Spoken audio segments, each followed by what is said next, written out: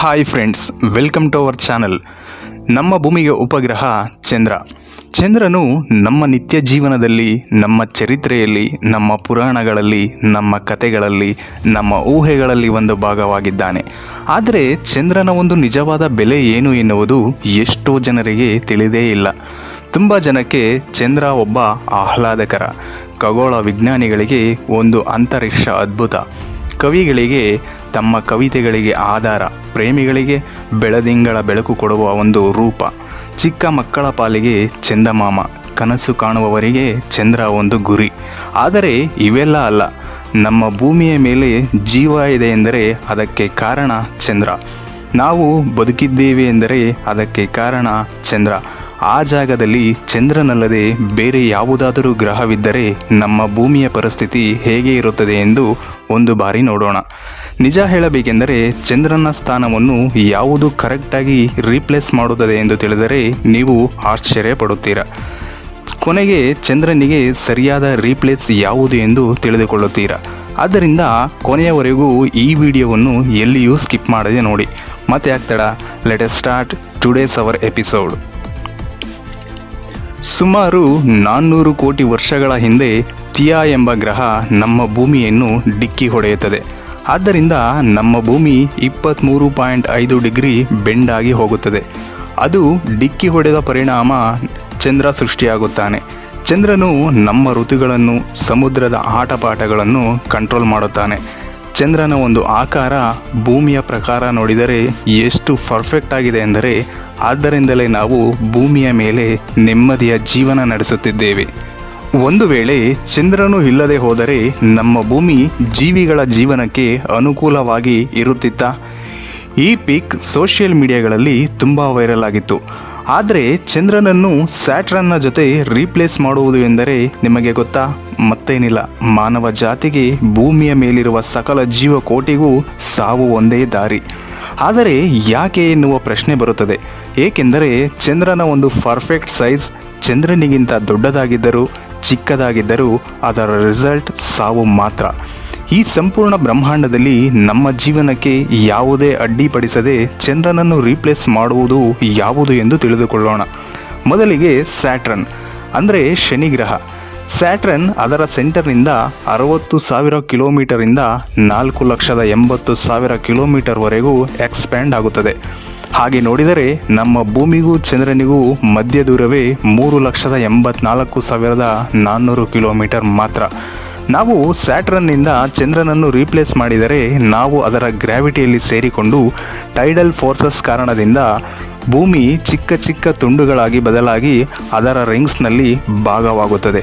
ಇದೆಲ್ಲ ಯಾವಾಗ ನಡೆಯಿತು ಎಂದು ತಿಳಿಯುವ ಮೊದಲೇ ಎಲ್ಲ ನಡೆದೇ ಹೋಗಿರುತ್ತದೆ, ಸಂಪೂರ್ಣವಾಗಿ ನಾಶವಾಗಿ ಹೋಗುತ್ತದೆ.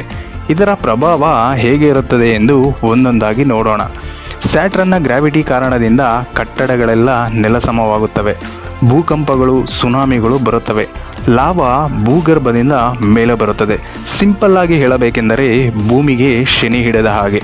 ಆದ್ದರಿಂದ ಈ ಶನಿ ನಮಗೆ ಬೇಡ. ಈಗ ಅದಕ್ಕಿಂತ ಚಿಕ್ಕದಾದ ವೀನಸ್ಸನ್ನು ನೋಡೋಣ. ಚಂದ್ರನು ಭೂಮಿಯನ್ನು ಎಷ್ಟೋ ರೀತಿ ಪ್ರಭಾವ ಬೀರುತ್ತಾನೆ. ನಮ್ಮ ಭೂಮಿ ಸ್ಟೆಲ್ಟಿಂಗ್ ಪೊಸಿಷನ್ನಿಂದಲೇ ನಮಗೆ ಸೀಸನ್ಸ್ ಬರುತ್ತವೆ. ಇದರಿಂದಲೇ ನಮ್ಮ ಭೂಮಿಯ ಮೇಲೆ ಜೀವ ಎನ್ನುವುದು ಸಾಧ್ಯವಾಯಿತು. ಚಂದ್ರನ ಒಂದು ಗ್ರಾವಿಟಿಯಿಂದಲೇ ಸಮುದ್ರದ ಅಲೆಗಳು ಸೃಷ್ಟಿಯಾಗುತ್ತವೆ. ನಮ್ಮ ಸಮುದ್ರದಲ್ಲಿರುವ ಜೀವಜಾಲ, ಪ್ರಕೃತಿ ಎಲ್ಲವೂ ಬ್ಯಾಲೆನ್ಸ್ ಆಗಿವೆ. ಆದ್ದರಿಂದ ಈಗ ಮುಂದೆ ನೋಡೋಣ, ಒಂದು ವೇಳೆ ವೀನಸ್ಸನ್ನು ಚಂದ್ರನ ಸ್ಥಾನದಲ್ಲಿ ಇಟ್ಟರೆ ಹೇಗೆ ಇರುತ್ತದೆ ಎಂದು. Planet Venus. ಇದಕ್ಕೂ ಮುನ್ನ ನಾವು ಶನಿ ಗ್ರಹವನ್ನು ರೀಪ್ಲೇಸ್ ಮಾಡಿದರೆ ಹೇಗೆ ಇರುತ್ತದೆ ಎಂದು ನೋಡಿದ್ದೇವೆ. ಈಗ ಮಾರ್ನಿಂಗ್ ಸ್ಟಾರ್, ಉದಯ ತಾರೆ ಎಂದು ಕರೆಸಿಕೊಳ್ಳುವ ವೀನಸ್ನ ಬಗ್ಗೆ ಮಾತನಾಡುವುದಾದರೆ ಅದರ ಸೈಜ್ ಎನ್ನುವುದು ಭೂಮಿಯಷ್ಟೇ ಇರುತ್ತದೆ.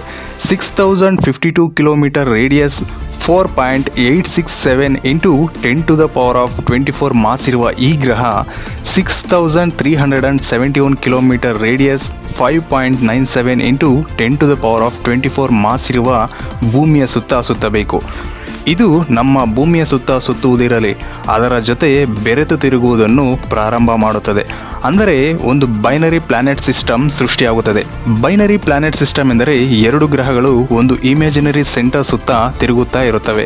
ಈಗ ನಮ್ಮ ಭೂಮಿ ಮಧ್ಯದಲ್ಲಿ ಇದ್ದು ಚಂದ್ರ ಭೂಮಿಯ ಸುತ್ತ ಸುತ್ತುತ್ತಿದ್ದಾನೆ.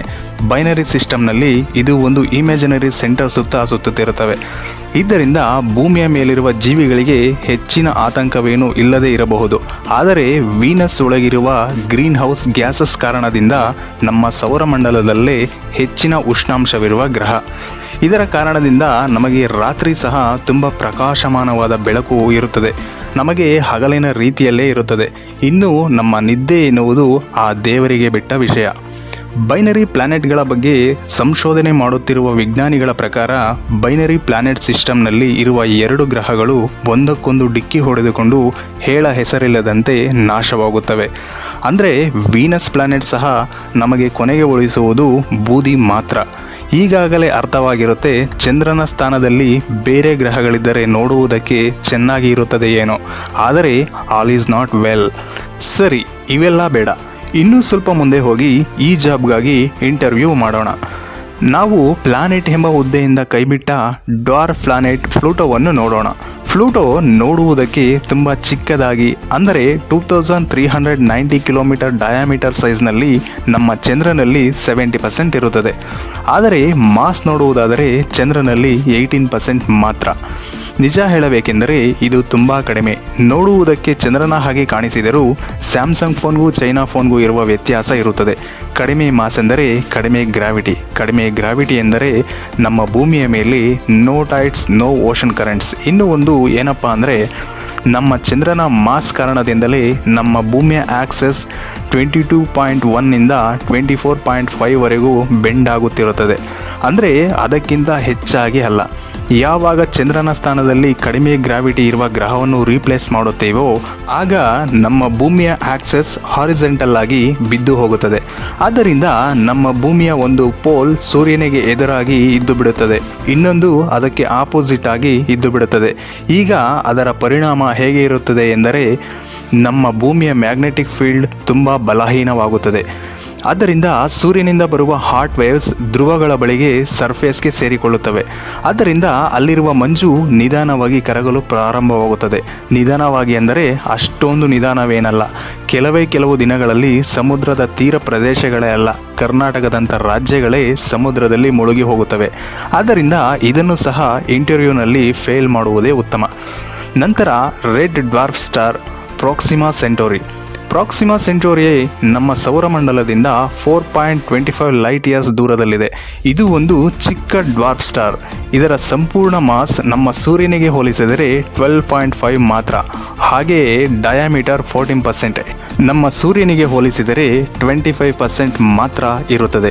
ಒಂದು ವೇಳೆ ಇದನ್ನು ತಂದು ನಮ್ಮ ಚಂದ್ರನ ಸ್ಥಾನದಲ್ಲಿ ಇಟ್ಟರೆ ಇದು ಮಾಡುವ ವಿಪರೀತ ಕೆಲಸಗಳು ಒಂದಾ ಎರಡ. ನಾವು ಆಗಲೇ ಹೇಳಿದ ಹಾಗೆ ಚಂದ್ರ 3,84,400 ಕಿಲೋಮೀಟರ್ ದೂರದಲ್ಲಿ ಇದ್ದಾನೆ. ಆದರೆ ಪ್ರಾಕ್ಸಿಮಾ ಸೆಂಟೋರಿಯ ಡಯಾಮೀಟರ್ 2,14,550 ಕಿಲೋಮೀಟರ್. ಆದ್ದರಿಂದ ಇದು ನಮ್ಮ ಭೂಮಿಗೆ ಎಷ್ಟು ಹತ್ತಿರಕ್ಕೆ ಬರುತ್ತದೆ ಎಂದರೆ, ಅದರ ಹಾಟ್ ವೇವ್ಸ್ ಕಾರಣದಿಂದ ಭೂಮಿಯ ಮೇಲ್ಭಾಗ ತಂದೂರಿ ರೋಸ್ಟ್ ಆಗುತ್ತದೆ. ಇದರ ಮಾಸ್ ಜುಪಿಟರ್ ಮಾಸ್ಗಿಂತಲೂ 150 ಪಟ್ಟು ಹೆಚ್ಚಾಗಿ ಇರುತ್ತದೆ. ಇದರ ಅರ್ಥ ಏನಂದರೆ, ಇದು ಭೂಮಿಗೆ ಉಪಗ್ರಹವಾಗಿ ಇರುವುದಿರಲಿ, ನಮ್ಮ ಭೂಮಿಯನ್ನೇ ತನ್ನ ಉಪಗ್ರಹವಾಗಿ ಬದಲಾಯಿಸಿಕೊಳ್ಳುತ್ತದೆ. ಇನ್ನೂ ಹೇಳಬೇಕೆಂದರೆ ನಿಧಾನವಾಗಿ ತನ್ನೊಳಗೆ ಸೇರಿಸಿಕೊಳ್ಳುತ್ತದೆ. ಆದ್ದರಿಂದ ಇದಕ್ಕೆ ಈ ಜಾಬ್ ಕೊಡದೇ ಇರುವುದೇ ಒಳ್ಳೆಯದು. ಮತ್ತು ಇಷ್ಟು ವಿಶಾಲವಾದ ವಿಶ್ವದಲ್ಲಿ ಈ ಚಿಕ್ಕ ಜಾಬ್ಗಾಗಿ ಇರುವ ಗ್ರಹವೇ ಇಲ್ಲವಾ ನಮ್ಮ ಚಂದ್ರನಿಗೆ ವಿಶ್ರಾಂತಿ ನೀಡಲು? ನಮಗೆ ಯಾವುದೇ ರೀತಿಯ ತೊಂದರೆ ಕೊಡದೆ ತನ್ನ ಕೆಲಸವನ್ನು ತಾನು ಮಾಡುವ ಆಬ್ಜೆಕ್ಟ್ ಇಲ್ಲವ ಎಂದರೆ, ಇದಕ್ಕೆ ಉತ್ತರ ಕಂಡುಕೊಳ್ಳಬೇಕೆಂದರೆ ಸ್ವಲ್ಪ ವಿಭಿನ್ನವಾಗಿ ಆಲೋಚನೆ ಮಾಡಬೇಕು. ಅದು ಹೇಗೆ? ನಮ್ಮ ಚಂದ್ರನನ್ನು ರೀಪ್ಲೇಸ್ ಮಾಡುವುದಕ್ಕೆ ಸರಿಯಾದ ಆಬ್ಜೆಕ್ಟ್ ಕೇವಲ ಬ್ಲ್ಯಾಕ್ ಹೋಲ್ ಮಾತ್ರ. ಸ್ವಲ್ಪ ವಿಚಿತ್ರವಾಗಿ ಅನಿಸುತ್ತಿದೆ ಅಲ್ವಾ? ಆದರೆ ಇದೇ ನಿಜ. ಒಂದು ಬ್ಲ್ಯಾಕ್ ಹೋಲ್ ಮಾತ್ರವೇ ಇದಕ್ಕೆ ಸರಿಯಾದ ಉತ್ತರ. ಇದು ಮಾತ್ರವೇ ನಮ್ಮ ಚಂದ್ರನನ್ನು ಪರ್ಫೆಕ್ಟಾಗಿ ರಿಪ್ಲೇಸ್ ಮಾಡುತ್ತದೆ. ಅದು ಹೇಗೆಂದರೆ, ನಮಗೆ ಚಂದ್ರನ ಸೈಜ್ ಇರುವ ಬ್ಲ್ಯಾಕ್ ಹೋಲ್ ಬೇಕು. ಅಂದರೆ ಬ್ಲ್ಯಾಕ್ ಹೋಲ್ ಅಂದ ತಕ್ಷಣ ನಮಗೆ ಬರುವ ಮೊದಲ ಥಾಟ್ ಏನು ಅಂದರೆ ಅದು ಏನನ್ನೇ ಆದರೂ ತನ್ನೊಳಗೆ ಸೆಳೆದುಕೊಳ್ಳುತ್ತದೆ ಎಂದು. ಆದರೆ ಯಾವ ಬ್ಲ್ಯಾಕ್ ಹೋಲ್ ಆದರೂ ಸರಿ, ಅದರ ಈವೆಂಟ್ ಹಾರಿಝನ್ನ ಒಳಗೆ ಹೋದರೆ ಮಾತ್ರ ಏನನ್ನಾದರೂ ತನ್ನೊಳಗೆ ಎಳೆದುಕೊಳ್ಳುತ್ತದೆ, ಮತ್ತೆ ಯಾವತ್ತಿಗೂ ಹೊರಗೆ ಬರುವುದಿಲ್ಲ. ಆದರೆ ಈವೆಂಟ್ ಹಾರಿಝನ್ ಲೈನಿಂದ ಹೊರಗೆ ಇದ್ದರೆ ಅದು ಕೇವಲ ಮ್ಯಾಸಿವ್ ಸೆಲೆಸ್ಟಿಯಲ್ ಆಬ್ಜೆಕ್ಟ್ ಆಗಿ ಕೆಲಸ ಮಾಡುತ್ತದೆ. ನಮ್ಮ ಚಂದ್ರನ ಸೈಜ್ನಲ್ಲಿರುವ ಬ್ಲ್ಯಾಕ್ ಹೋಲನ್ನು ರೀಪ್ಲೇಸ್ ಮಾಡಿದರೆ 23.5 ಡಿಗ್ರಿ ಆಕ್ಸಸ್ನಲ್ಲೇ ನಮ್ಮ ಭೂಮಿ ಇರುತ್ತದೆ. ಋತುಗಳು ಹೀಗೆ ಮುಂದುವರಿಯುತ್ತವೆ, ಹಗಲು ರಾತ್ರಿಗಳು ಸಹ ಹೀಗೆಯೇ ಮುಂದುವರಿಯುತ್ತವೆ. ಕೊನೆಗೆ ಇಷ್ಟು ಗ್ರಹಗಳನ್ನು ಇಂಟರ್ವ್ಯೂ ಮಾಡಿದ ಮೇಲೆ ನಮಗೆ ಸರಿಯಾದ ಕ್ಯಾಂಡಿಡೇಟ್ ಸಿಕ್ಕಿದ್ದಾನೆ, ಅದು ಸಹ ಒಂದು ಬ್ಲೈಂಡ್ ಕ್ಯಾರೆಕ್ಟರ್. ಇಷ್ಟಕ್ಕೂ ನಮಗೆ ಚಂದ್ರನ ಸೈಜ್ನಲ್ಲಿರುವ ಬ್ಲ್ಯಾಕ್ ಹೋಲ್ ಸಿಗುತ್ತಾ? ಸಿಕ್ಕಿದರೂ ಅದು ಬೆಳಕು ಕೊಡುವುದಿಲ್ಲ, ಆಕಾಶದಲ್ಲಿ ಅಂದವಾಗಿ ಕಾಣುವುದಿಲ್ಲ. ಆದ್ದರಿಂದಲೇ ನಮ್ಮ ಚಂದ್ರ ಒಂದು ಪ್ರತ್ಯೇಕ, ಒಂದೇ ಒಂದು ಮಾಸ್ಟರ್ ಪೀಸ್. ಇದಿಷ್ಟು ಈ ವಿಡಿಯೋದ ಮಾಹಿತಿ. ಈ ಮಾಹಿತಿ ನಿಮ್ಗೆ ಇಷ್ಟ ಆದರೆ ಲೈಕ್ ಮಾಡಿ, ಶೇರ್ ಮಾಡಿ, ಕಮೆಂಟ್ ಮಾಡಿ. ನೀವಿನ್ನೂ ನಮ್ಮ ಚಾನಲ್ಗೆ ಸಬ್ಸ್ಕ್ರೈಬ್ ಆಗಿಲ್ಲ ಅಂದರೆ ಮರೀದೆ ಸಬ್ಸ್ಕ್ರೈಬ್ ಆಗಿ. Thanks for watching.